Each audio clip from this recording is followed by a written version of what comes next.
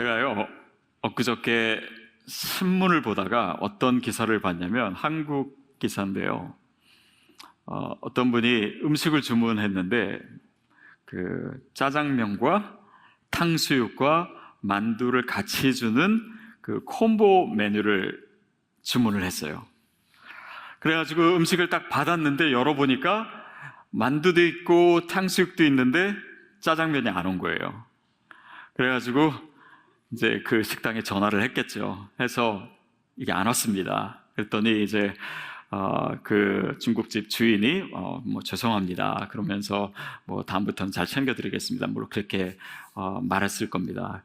근데 이제 그 일 후에 이분이 게시판에 이 리뷰를 남겼는데 이렇게 남겼어요. 다음번에 잘 챙겨준다는 약속 믿고 별 5개, 아마도 이게 별 5개가 제일 많은 것 같아요. 탕수육은 맛있었어요. 훈훈하죠.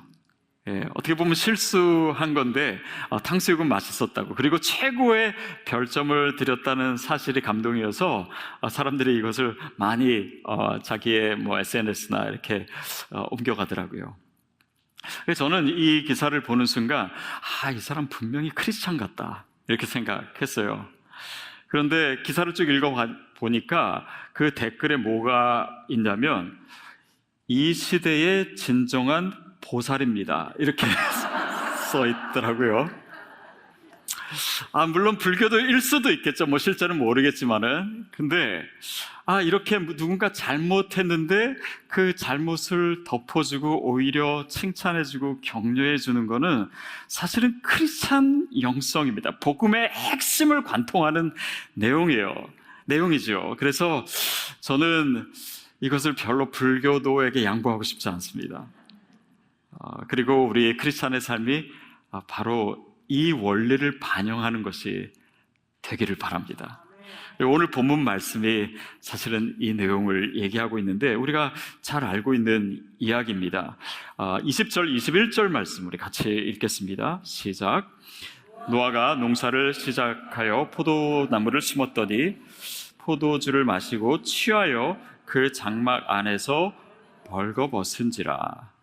이제 홍수가 일어나서 온 세상이 물에 잠기고 하나님이 심판을 내리신 거죠. 그리고 그 모든 것이 끝났습니다. 아마도 한참이 지났을 겁니다. 이제 농사를 시작한 거 보니까. 근데 이 노아가요, 오늘 이 모습을 보니까 어떻습니까?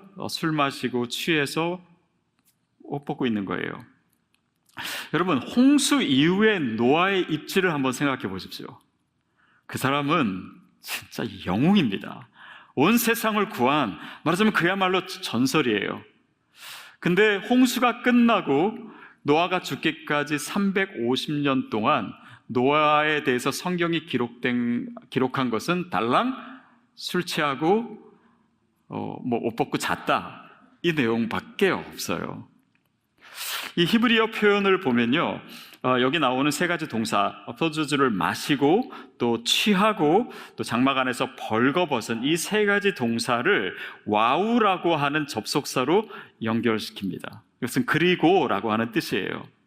근데 이것을 문법적으로는 와우 연속법이라고 하는데 뭔가의 동작이 연속적으로 반복돼서 이루어지는 것을 표현할 때 이 표현을 써요. 그러니까 우리말 표현으로 하면 먹고 자고 그 다음에 뭐죠? 마시고입니까? 예, 마시고든 싸고든 저는 싸고인 줄 알았는데 듣기 더 좋은 것 같습니다. 어쨌든 이렇게 술 취하고 또 술 마시고 또 취하고 벌거벗고, 그러니까 이 과거의 영웅의 모습은 간 곳 없고 어떻게 보면 추태를 보이고 있는 노아의 모습입니다. 사실 이것이 인간의 실존이기도 하죠. 인간이 굉장히 대단한 것 같지만 사실은 그 실체를 보면은 우리도 누구나 다 약점이 있고 또 허물이 있는 존재들입니다. 22절 말씀 같이 보겠습니다. 시작. 가나안의 아버지 함이 그의 아버지 하체를 보고 밖으로 나가서 그의 2 형제에게 알림해. 그렇게 술 먹고 취해가지고 옷을 벗고 잠자고 있는 모습을 아들들 중에 함이 보았습니다. 그리고 그것을 자기의 형제들인 셈과 야벳에게 알렸어요. 그것을 얘기하고 있죠. 자, 그러니까는 나중에 어떻게 됐습니까? 노아가 나중에 술 깬 다음에 일어나가지고 함을 저주합니다. 함을 저주해요. 그리고 뒤에 나오겠지만은 그것을 그냥 조용히 이렇게 아버지의 하체를 보지 않고 조용히 아버지를 이렇게 모시고 나온 셈과 야벳은 축복을 하지요. 이 본문의 메시지가 무엇일까요? 효도를 하면 복을 받고 불효하면 벌을 받는다, 저주를 받는다 입니까? 제가 예전 교회에 있을 때 어느 시니어 분이 저한테 가끔 이렇게 얘기하셨어요. 효도에 대해서 좀 설교를 하시라고. 자기애들이 효도를 잘 모른다고. 그래서 크리스찬에게 있어서 효도가 참 중요하고 또 우리 믿음에 있어서도 중요합니다. 그러나 오늘 본문은 사실 거기에 초점이 맞춰져 있지는 않습니다. 그보다는 좀 더 본질적이고 더 심오한 진리를 얘기하고 있습니다. 상황적으로 보면요, 사실 함보다도 노아가 더 잘못한 거 아닙니까? 자기가 주태 다 보이고 그렇게 해서 함은 그냥 그것을 얘기한 것뿐인데 일어나가지고 막 화내면서 아들을 저주하고, 그것이 사실 잘 이해가 되지 않습니다. 근데 더 이상한 것은요, 이 본문의 뉘앙스로 봐서 하나님이 노아 편이신 것 같아요. 그리고 그가 술 깬 다음에 막 저주를 퍼붓는 그 내용을 하나님은 실제로 이루어주십니다. 이것이 무엇일까요? 사실 이 본문은요, 우리가 도덕적 차원에서 이해하기는 쉽지는 않습니다. 술 취한 노아의 행동 자체에 성경이 어떤 큰 관심을 보여주고 있지는 않은 것 같아요. 오히려 이 모습을 통해서 뭔가 이 성경에서 말씀하고자 하는 그 내용을 위한 하나의 소재로 사용하고 있는 그런 느낌입니다. 근데 단지 이 본문뿐만이 아니에요. 창세기에 보면은 이런 이 성경 자체가, 이 창세기 자체가 어떤 도덕의 초점이 맞춰져 있지 않은 그런 신뢰들이 굉장히 많습니다. 가인이 그 동생 아벨을 죽이고 하나님께서 생명의 표를 주시고, 그 아담과 하와도 마찬가지죠. 가죽옷을 입혀주시고, 또 야곱의 거짓말, 사기꾼 이런 것도 성경이 막 부각시켜가지고 그것을 정죄하고 있지는 않습니다. 또 요셉도 형들에 대해서 막 고자질하고 그러죠. 근데 그것이 도덕적으로 성경이 평가하고 있느냐? 그렇지는 않아요. 그러면 무엇일까요? 아담과 하와에게 가죽옷을 입혀주시고 가인에게 생명의 표를 주시고, 또 그런 내용뿐만 아니라 셈과 야벳은 축복하시고 아버지의 허물을 가린 그들은 축복하시고, 그 허물을 가리지 아니한 함은 저주하시는, 무엇을 말하고자 합니까? 허물을 덮어주시는 은혜입니다. 저는 그것이 환대라고 생각돼요. 환대에 있어서 굉장히 핵심적인 내용입니다. 한때 정말 영웅이었던 사람도 이런 모습 볼 수 있습니다. 그리고 어렸을 때부터 모범생이고 또 좋은 가정도 이루고 사업에도 성공하고, 그런데 그런 사람도요, 어느 순간에 실수할 수 있고 실패할 수 있습니다. 또 사람은요, 그래서 자기 자신을 너무 믿으면 안 될 것 같아요. 그리고 다른 사람들도 마찬가지입니다. 저는 때때로 이 목사로 사는 것이 좀 너무 부담된다 이렇게 느낄 때가 많아요. 기대치가 너무 많은 거예요. 그러니까 목사는 설교도 잘해야 되고, 목사는 행정도 잘해야 되고, 목사는 사람들이랑도 잘 지내고, 신방도 잘하고, 목회도 잘해야 되고, 또 영성도 좋아야 되고, 영성만 좋으면 안 돼요. 또 건강관리도 또 잘해야 되고, 그래서 목사는 배도 나오면 안 되고, 또 성품도 좋아야 되고 모든 사람 다 사랑해야 되고 미워하면 안 되고 화내면 안 되고 또 뭔가 심한 말을 들어도 목사는 상처도 받지 말아야 돼요. 혹시 받더라도 빨리 회복해야 되고 게으르지도 말아야 되고 검소해야 되고 지식도 많아야 되고. 여러분, 근데 여러분이 저를 그렇게까지는 기대 안 하시겠죠. 근데 저는 절대 그런 사람이 아닙니다. 그냥 허물투성이인 사람이에요.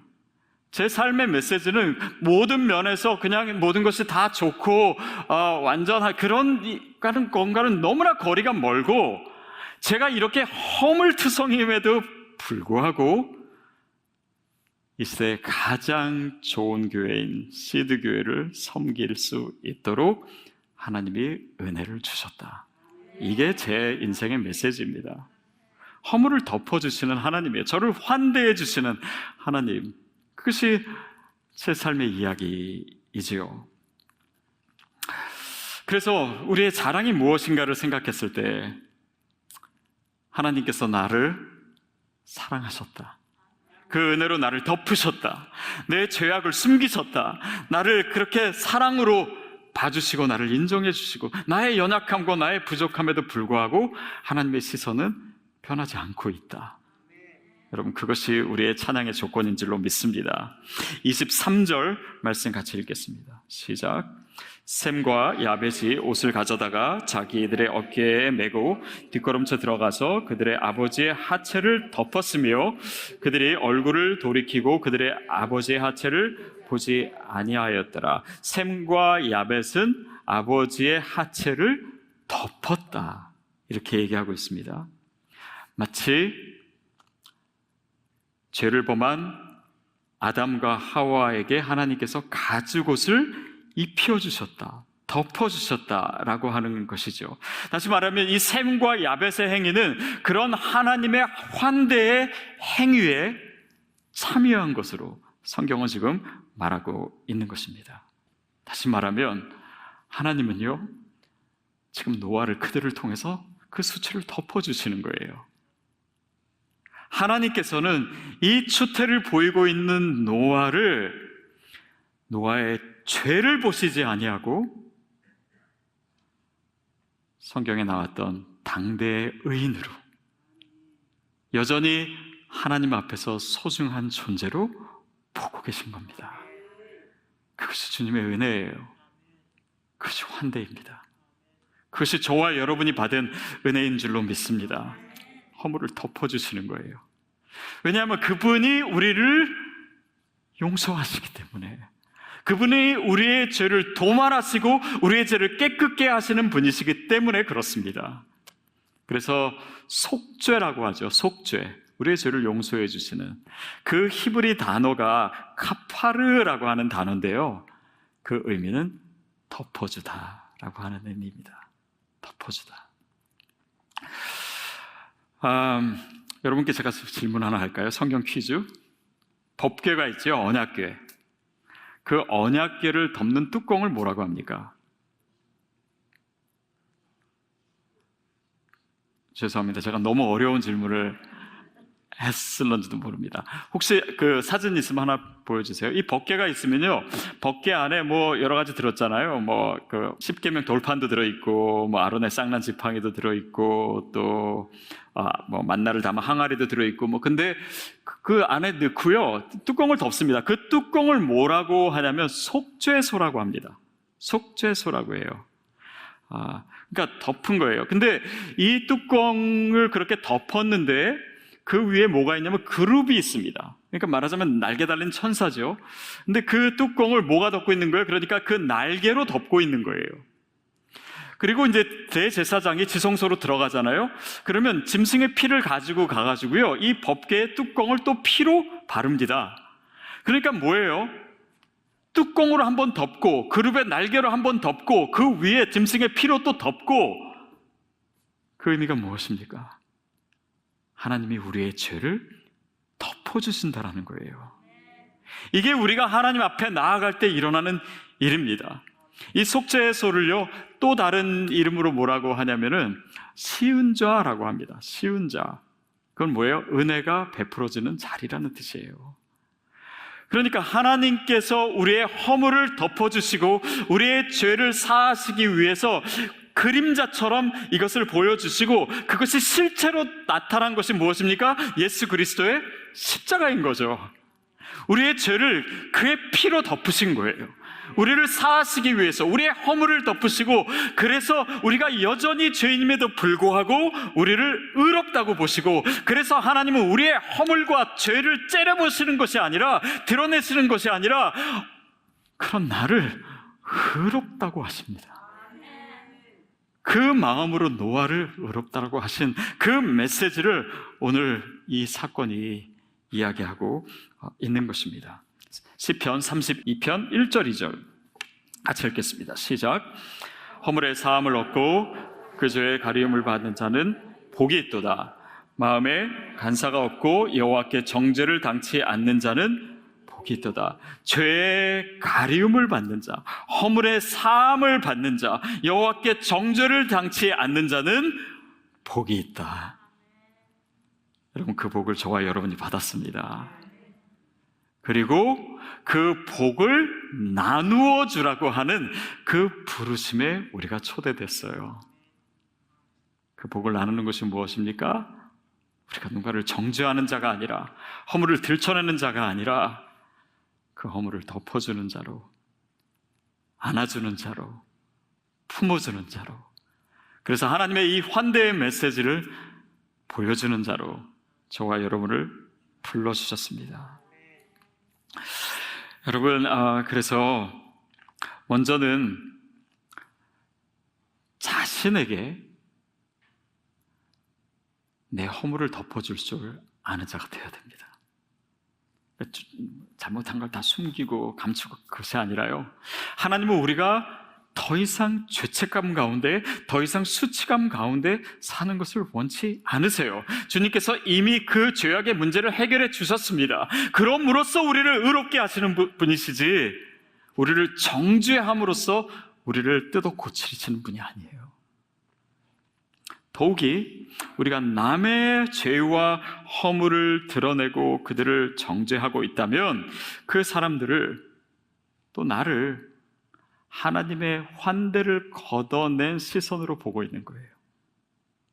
우리가 그것을 이미 받았음에도 불구하고. 그래서 어떤 사람이 뭘 잘못했다 그러면 정말 불나방처럼 달려드는 사람들이 있어요. 그래서 소문을 내고 그것을 확대시키고 오해하고 왜곡하고, 실제로 많은 교회들에게서 그런 일들이 일어나기도 했습니다. 여러분, 저는 교회가 이 문제를 성숙하게 다룰 줄 아는 실력이 필요하다고 믿습니다. 그래서 우리가 등록교육에도 이 이야기를 하는 것입니다. 왜냐하면 교회가, 시드가 내부에 있는 이 환대의 이슈도 해결하지 못하면서 어떻게 세상을 향해서 환대를 드러낸다고요? 그것은 하나님이 일하시는 방법이 아니기 때문입니다. 하나님은 저와 여러분의 허물을 덮으셨어요. 그리고 저와 여러분을 통해서 또한 다른 사람들의 허물을 주님께서 어떻게 다루고 계신지를 보여주기를 원하십니다. 여러분, 그렇다고요, 우리가 이 하나님의 은혜와 또 덮어주시는 그런 이 하나님의 용납을 남용해서는 안 될 것입니다. 20세기 브리티시 아메리칸 시인이었던 W.H. 어든이라고 하는 사람이 For the Time Being이라고 하는 시에서 이런 표현을 씁니다. 나는 악행을 좋아하고 하나님은 용서를 좋아하시니 이 얼마나 멋진 세상일까. 와, 하나님과 나랑 잘 맞네. 나는 잘못하고 나는 죄를 짓고 맘대로 하고, 그러면 또 하나님은 용서하기를 너무나 좋아하시니까는 하나님이 용서할 일을 내가 또 드리고 하나님이 기뻐하실 일을 주는 것 같은, 여러분, 이 말도 안 되는 논리를 크리스찬들이 착각할 수 있습니다. 주님의 허물을 덮으셔요. 그러나 이것은 맘대로 죄 지어도 된다라고 하는 것이 아니고, 또 누군가의 어떤 죄에 대해서 무조건 은혜로 덮어야 된다라고 하는 것은 아닙니다. 그러나 우리가 기억할 것이 있습니다. 우리의 신앙과 우리의 삶이 정죄를 일삼는 율법주의가 아니라 은혜와 용납의 복음 위에 세워져 있다는 것을 여러분 기억하셔야 됩니다. 그것이 우리의 신앙의 실체예요. 아담과 하와가 죄 짓고 나서 그들에게 가죽옷을 입히신 이야기는요, 그들이 에덴 땅에서 쫓겨나는 이야기보다 먼저 나옵니다. 그 은혜의 하나님을 먼저 보여주시는 거예요. 또 이 노아의 심판, 세상을 쓸어버리시는 그런 이 엄청난 심판의 이야기는 오늘 본문처럼 추태를 보이고 있는 노아를 하나님께서 은혜의 눈길로 보고 계시다라고 하는 이야기로 마무리를 합니다. 성경이 말하고자 하는 것입니다. 여러분, 그래서요, 하나님은 우리가 온전한 때에만 우리 편이 아닙니다. 내가 연약하고 부족하고 추할 때도 하나님은 내 편이세요. 하나님은 공의로우신 하나님입니다. 그러나 그분은 이런 죄와 형벌의 논리 안에만 갇혀 계신 분이 아니에요. 그것을 해결하시기 위해서 아들 예수 그리스도를 우리에게 보내주신 분이십니다. 그래서 우리를 의롭다고 하셨어요. 제가 어렸을 때, 아주 어렸을 때입니다. 한 번은 동네에서 막 놀다가 그 동네에 있는 친구랑 제가 싸웠어요. 치고받고 막 싸웠습니다. 근데 제가 좀 밀렸어요. 제가 막 맞고 있으니까 제 동생이 달려가가지고, 제 동생이 좀 더 힘이 세거든요. 저랑 싸우고 있는 그 친구를 뒤에서 잡았습니다. 이렇게. 그러고 나서 손발을 움직이지 못하게 하고 저한테 외쳤어요. 형, 때려! 그렇게 해가지고 막 때렸어요. 잘한 게 아니죠. 어떻게 보면 2대1로 싸우는 거는 이거 정당한 게 아닌 거고, 또 그렇게 때리는 것 자체도 좋은 건 아닙니다. 근데 저희 어머니가 그 얘기를 들으시더니 저희를 혼내지 않으시고 제 동생을 칭찬해 주셨어요. 잘했다고. 형제는 그렇게 하는 거라고. 물론 우리가 잘한 거 아닙니다. 또 저희 어머니도 그건 아실 거예요. 그런데 여기에 하나님의 마음이 반영되어 있지 않을까 싶습니다. 하나님이 우리의 죄를 보실 때는요, 그분은 내 죄를 판단하시는 재판관으로서만 계신 것이 아니라요, 우리 아빠로 계신 겁니다. 그것이 허물을 덮어주시는 하나님의 마음이에요. 그리고 나를 의롭다고 하세요. 의롭다고 하시고 나를 환대하시고 나를 품어주시고 나의 허물을 끌어안아 주심으로 내 삶이 변화되기 시작하는 겁니다. 이것이 복음의 원리잖아요.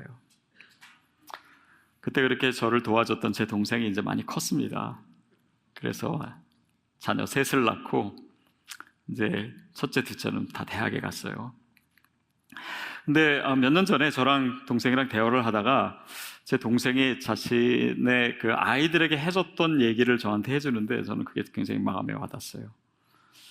아이들이 살다 보면은 어려울 때도 있고 또 실패할 때도 있고 자기가 뭔가를 잘못했을 때도 있고 또 그것으로 인해서 뭐 오해받거나 아니면 사람들이 다 떠날 때도 있을 텐데 제 동생이 아이들한테 그런 얘기를 해줬다는 거예요. 힘들고 다른 사람들이 다 네 편이 아닐 때 아빠는 무조건 네 편이다, 이렇게 얘기했었대요. 제가 그 말이 되게 좋아가지고 적었어요. 나도 우리 아이들한테 해줘야지. 그래서 저희 아이들한테 해줬습니다. 힘들고 너네가 어려울 때 아빠는 무조건 네 편이야. 근데 애들이 되게 감동할 줄 알았는데 그냥 아무 반응이 없어요. 그냥 알았어요. 이러더라고요. 여러분, 근데 여러분은 여기에 반응해 주셔야 됩니다. 하나님이 무조건 우리 편이세요. 우리가 힘들고 어려울 때, 사람들이 우리 곁을 떠날 때조차 하나님은 내 곁에 계십니다. 그 하나님이 허물을 덮으시는 하나님이에요. 우리의 허물을 위해서 자신의 생명을 주신 하나님이십니다. 그러면 그 말에 반응한다라는 것이 무엇입니까? 우리가 어떻게 반응해야 됩니까?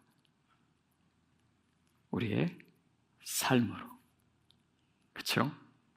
우리의 환대로 다른 사람들의 허물을 덮어주는, 들춰내고 그 사람을 더 어려운 상황으로 몰아가는 자가 아니라 그것을 덮어주고 품어주는 자로, 환대의 사람으로 살아가는 것입니다. 삭막하고 마음 둘 곳이 없는 이 시대에 참 따뜻한 사람이 고픕니다. 그렇죠?